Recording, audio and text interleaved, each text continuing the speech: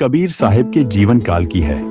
कबीर साहिब जी ने अपने जीवन काल में सबसे ज्यादा पाखंडवाद के खिलाफ अपनी रचना तथा शब्द गाए हैं, क्योंकि प्रथम तो सर्व मानव समाज उस पूर्ण परमात्मा से अनजान था और वहीं आंशिक लाभ प्रदान करने वाले देवताओं को भी समाज गलत तरीके से पूज रहा था।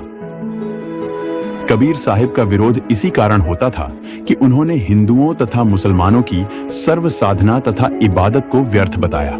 इसीलिए हिंदू धर्म के ब्राह्मण धर्मगुरु तथा मुस्लिम समाज के काजी मुल्लाओं के लिए उनके सबसे बड़े दुश्मन कबीर साहिब बन गए।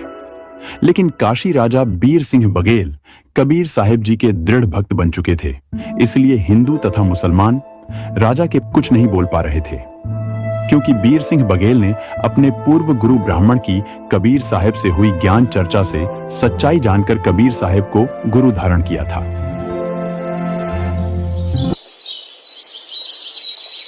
एक दिन दिल्ली के बादशाह सिकंदर लोधी काशी आए। मुस्लिम धर्म के काजी मुल्लाओं को कबीर साहिब की शिकायत करने का मौका मिल गया, क्योंकि संपूर्ण भारत का शासक सिकंदर लोधी भी मुस्लिम था। पीर जी, ये अच्छा मौका है कबीर की शिकायत बादशाह तक पहुंचाने का। हाँ, सही कहा। उस काफिर कबीर को सजा दिलाने का इससे अच्छा मौका और कभी नहीं मिलेगा। उधर से ब्राह्मण पंडित भी मुसलमानों को उकसाने लगे। काशी के कई मुसलमान भाई और काजी मुल्ला पीर इकट्ठे होकर बादशाह सिकंदर लोधी के पास पहुंचे। अस्सलाम वालेकुम जहांपनाह। जहांपनाह, काशी में हमारा जीना दूभर हो गया है।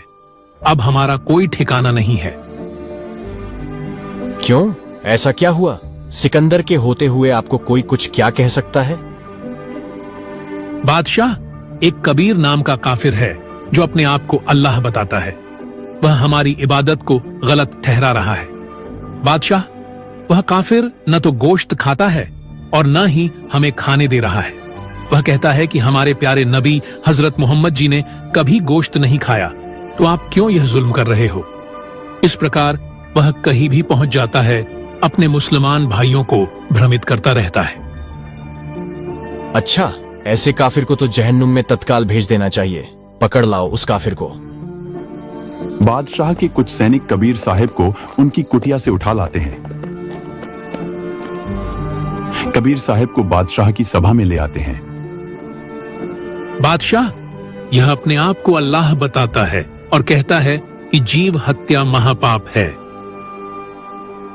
अच्छा, इसका मतलब ये हमारे नबी से भी बड़ा आ गया। हमारे प्यारे नबी हजरत मोहम्मद जी ने एक गाय को मारकर जीवित कर दिया था। क्या तू कर सकता है ऐसा? बादशाह, गाय को मारकर जीवित कर देना कोई बड़ी बात नहीं है और इससे कोई अल्लाह नहीं बन जाता। चुप रहो।